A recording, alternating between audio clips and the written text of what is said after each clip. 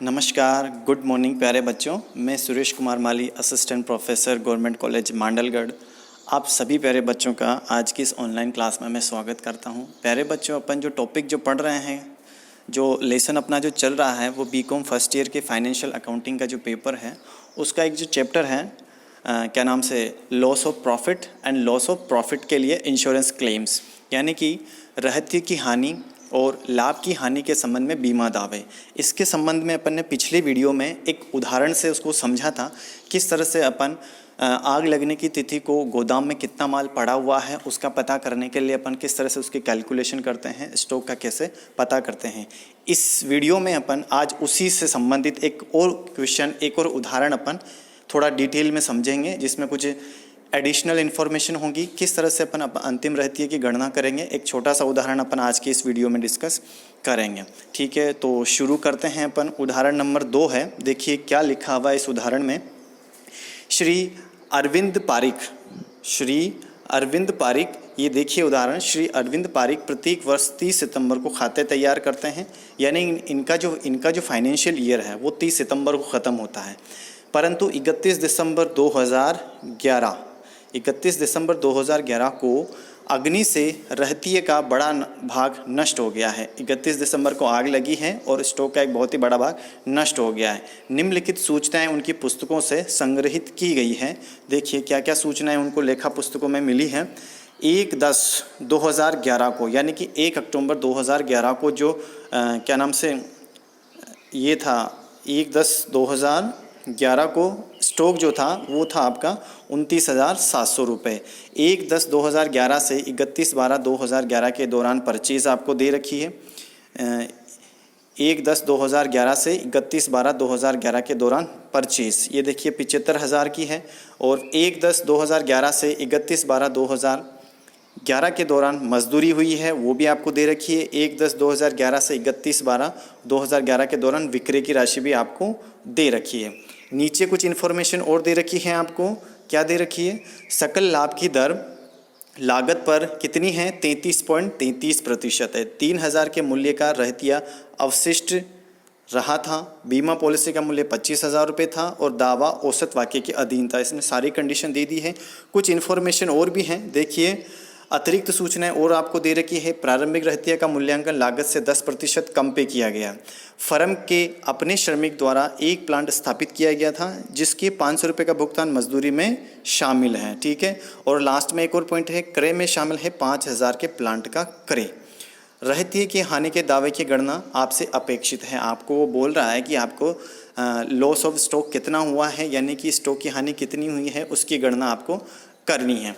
तो जो आग लगने की तिथि आपको सबसे पहले नोट डाउन करनी है कि किस तिथि को आग लगी है, किस डेट को आपको आग लगी है। ये देखिए, ये सूचनाओं से आपको पता चलेगा। उदाहरण नंबर 2 अपन देख रहे हैं, तो आग लगने की तिथि क्या है? 31 दिसंबर 2011। तो 31 दिसंबर 2011 को उसके गोदाम में कितना माल पड़ा था, इन दी हुई सूचनाओं से अपने को पता करना है। तो आ जाइए शुरू करते हैं अपन कैलकुलेशन, किस तरह से उसकी गणना करनी है।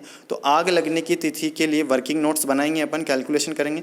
सबसे पहले तो मेमोरेंडम ट्रेडिंग अकाउंट अपन बनाएंगे। जो जो इन्फॉर्मेशन अपने को दे रखी है उन सबको अपन एक ट्रेडिंग अकाउंट में जो जहाँ पर आती है, जैसे ओपनिंग स्टॉक है, परचेज है, सेल्स है, जो जो सूचनाएं हैं, मैन्युफैक्चरिंग एक्सपेंसेस हैं, वेजेस है, उन सबको अपन एक मेमोरेंडम ट्रेडिंग अकाउंट में दिखाएंगे। तो देखिए इसने मेमोरेंडम ट्रेडिंग अकाउंट बनाया है, कहाँ से कहाँ तक का बनाया है। फ्रॉम द पीरियड 1/10/2011 से 31/12/2011 तक आपको सूचनाएं कहाँ से कहाँ तक की दे रखी है। ये देखिए जो सूचनाएं आपको दे रखी है उसका 30 सितंबर को वो खाते तैयार करता है। अब 30 सितंबर को खाते बंद कर देता है। अब आपको 1/10 यानी कि 1 अक्टूबर को, यानी कि 30 सितंबर को जो अंतिम रहतिया था वो आपके लिए क्या हो जाएगा? Opening stock. ये वाला आपके लिए ओपनिंग स्टॉक हो गया। अब नया जो फाइनेंशियल ईयर इसके लिए स्टार्ट होगा वो 1 अक्टूबर से शुरू होगा, क्योंकि ये 30 सितंबर को खाते बंद कर देता है। क्लियर है ये चीज़? तो 1 अक्टूबर से लेके आग लगने की तिथि तक का आपको मेमोरेंडम ट्रेडिंग अकाउंट बनाना है, यानी कि 1 दिसंबर 2011 से लेकर 31 दिसंबर 2011 तक का अगर आप ट्रेडिंग अकाउंट बना लेते हो तो आपको 31 दिसंबर को आपके पास कितना स्टॉक गोदाम में पड़ा था वो आपको पता चल जाएगा, और सूचनाएं भी आपको, संबंधित सूचनाएं आपको सारी सूचनाएं दे रखी हैं। तो शुरू करते हैं अपन। देखिए ट्रेडिंग अकाउंट में कौन कौन सी इन्फॉर्मेशन अपने को दिखानी है। सबसे पहले टू ओपनिंग स्टॉक। अब ओपनिंग स्टॉक जितनी राशि का दे रखा है उतना ही नहीं दिखाना, उसके लिए कुछ इसने सूचनाएं आपको दी हैं। अतिरिक्त सूचनाओं में देखें आप क्या लिखा हुआ है, ये देखिए अतिरिक्त सूचनाओं में क्या लिखा हुआ है कि जो प्रारंभिक रहतिया का मूल्यांकन लागत से 10% कम पर किया गया है। यानी कि जो स्टॉक आपको दिखा रखा है, कितना दिखा रखा है आपको स्टॉक, 29,700 रुपये का, ये 10% कम वैल्यूड किया गया है, लागत से 10% कम वैल्यूड किया गया है। तो आपको इसको एक्चुअल वैल्यू पे लाना है, यानी कि अब लागत में 10% कम इसको घटा दिया है तो आपको इसको बढ़ाना है, 10% ज़्यादा बढ़ाना है। कैसे बढ़ाएंगे अपन, देखिए इसकी कैलकुलेशन किस तरह से करोगे आप कि 29,700 माना कि जो एक्चुअल माना कि जो स्टॉक का मूल्य आप 100 रुपये मानो, ठीक है। अब उसको 10% कम कर दो तो कितनी वैल्यू हो जाएंगी, 100 का 10% अगर आप कम करते हो तो 90। जब स्टॉक की वैल्यू 90 रुपये है तो उसकी एक्चुअल वैल्यू कितनी है, 100 रुपये, तो 100/90 हो जाएगा आपका, ठीक है। 100/90। अब जब आपका 29,700 का वैल्यूड यानी कि क्या नाम से 10% कम करके जो स्टॉक किया गया है वो 29,700 है, तो उसको 100/90 इंटू 29,700 कर दोगे आप तो आपका एक्चुअल वैल्यू आपका स्टॉक का निकल के सामने आ जाएगा। ये देखिए ये वाला 29,700 इंटू 100/90, तो स्टॉक की वैल्यू आपकी कितनी आ जाएंगी, 33,000 रुपये। क्लियर है। चलिए आगे बढ़ते हैं अपन। अब देखिए इसके बाद क्या सूचना अपने को दे रखी थी, परचेज टू परचेज। अब परचेज कितना आपको दिखा रखा है, ये देखिए परचेज आपको इसने दिखा रखा था इस पीरियड में 75,000 का। ये 75,000 का इसने आपको ये दिखा रखा, 75,000 की परचेस। ये आपको सीधा सीधा कहाँ पर शो करनी है, ट्रेडिंग अकाउंट पे। ये आ जाइए ट्रेडिंग अकाउंट पे, देखिए इसने 75,000 की सेल्स आपको दिखा दी है, परचेज सॉरी टू परचेज, ठीक है। Less cost of plant. अब देखिए प्लांट, देखो परचेज में तो गुड्स की परचेज ही अपन शामिल करेंगे। अपन को क्या पता करना है, स्टॉक। तो ट्रेडिंग अकाउंट में सिर्फ स्टॉक के बारे में ही, उसकी सेल्स परचेज जो भी होगी वही अपन इसमें शो करेंगे। अब इस परचेज में प्लांट भी शामिल था, इसने एडिशनल इन्फॉर्मेशन में आपको सूचना दी है कि फर्म, ये देखिए करे में शामिल है 5,000 का प्लांट, तो वो 5,000 का प्लांट आपको इसमें से हटा देना है। 75,000 में से 5,000 कम कर दो तो आपके 70,000 की नॉर्मल परचेज थी स्टॉक की भाई साहब, तो ये अपन ने इसमें लिख दी है, ठीक है। अब आगे बढ़ते हैं। वेजेस भी आपको दे रखी है, जिस तरह से परचेज के बारे में इन्फॉर्मेशन दी है आपको, वैसे सेम तरीके से आपको वेजेस की इन्फॉर्मेशन भी दी है। टोटल मजदूरी जो हुई है इस पीरियड में 1 अक्टूबर 2011 से लेकर 31/12/2011 के दौरान मजदूरी हुई थी 33,000। अब इस 33,000 में, ये 33,000 आपको दिख रहे हैं, इस 33,000 में कुछ मजदूरी थी जो कि फर्म के अपने श्रमिक द्वारा एक प्लांट स्थापित किया गया था, जिसके 500 रुपये का भुगतान मजदूरी में शामिल है। जो प्लांट खरीदा गया था उसको स्थापित करने के लिए, यानी कि उसका सेटअप करने के लिए, उस प्लांट को चालू करने के एक मजदूर बुलाया गया था। यानी कि ये मजदूरी सीधा सीधा परचेज की कॉस्ट से संबंधित नहीं है, ये प्लांट की कॉस्ट से संबंधित है, ठीक है।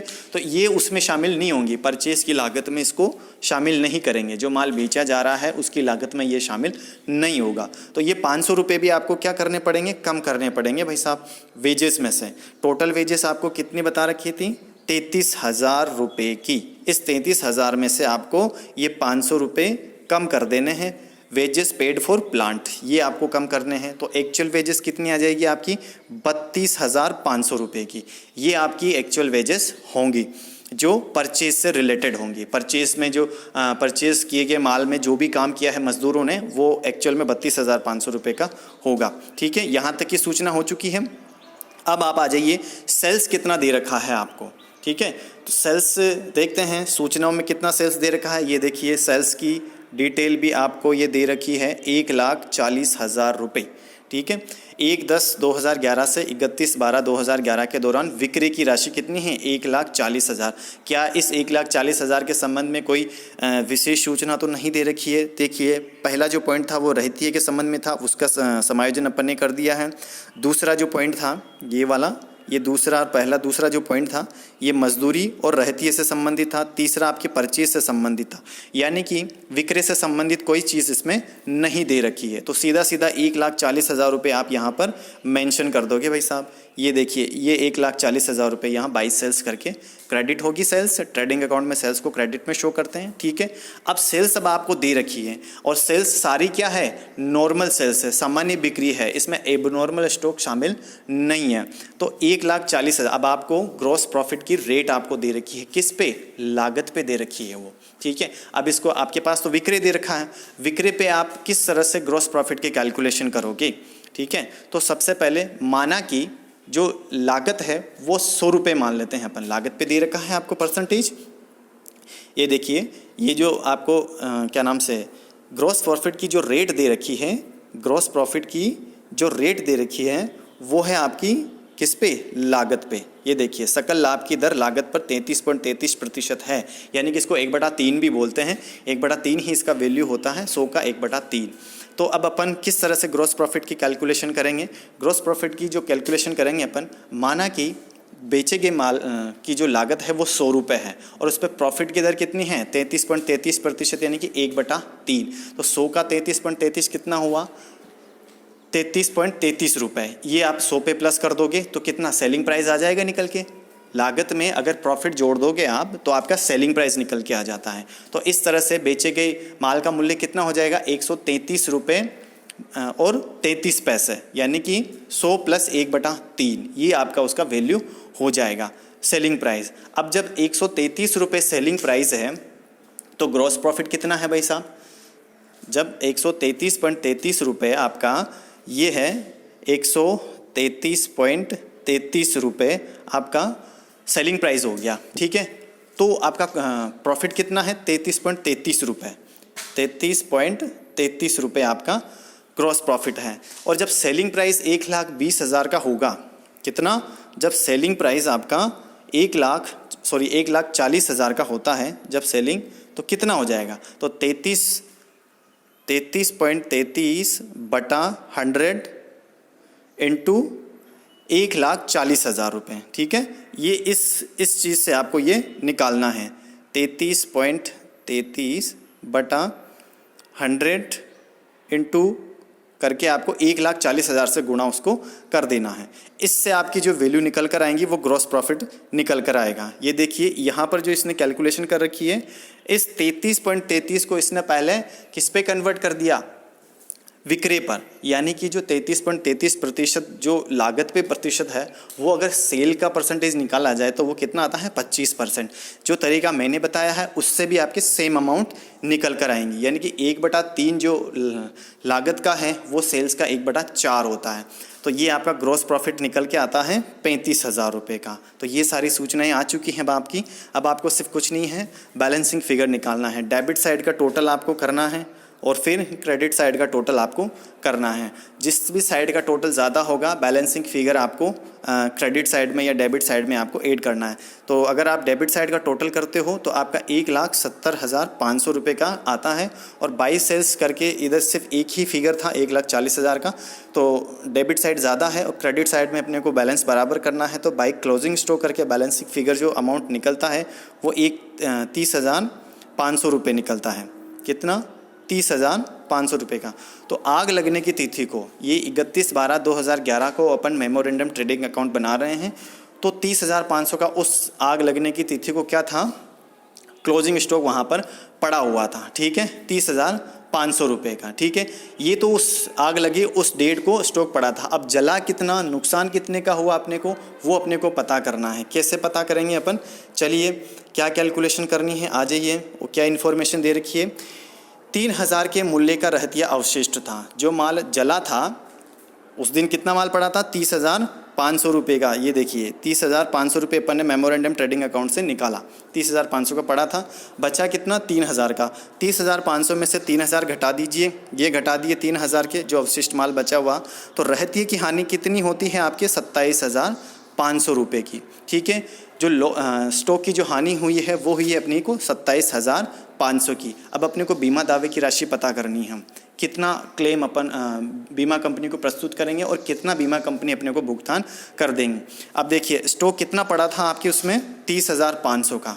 एवरेज जो स्टॉक पड़ा था गोडाउन में वो 30,500 रुपये पड़ा था और आपने पॉलिसी कितने की ले रखी थी 25,000 की।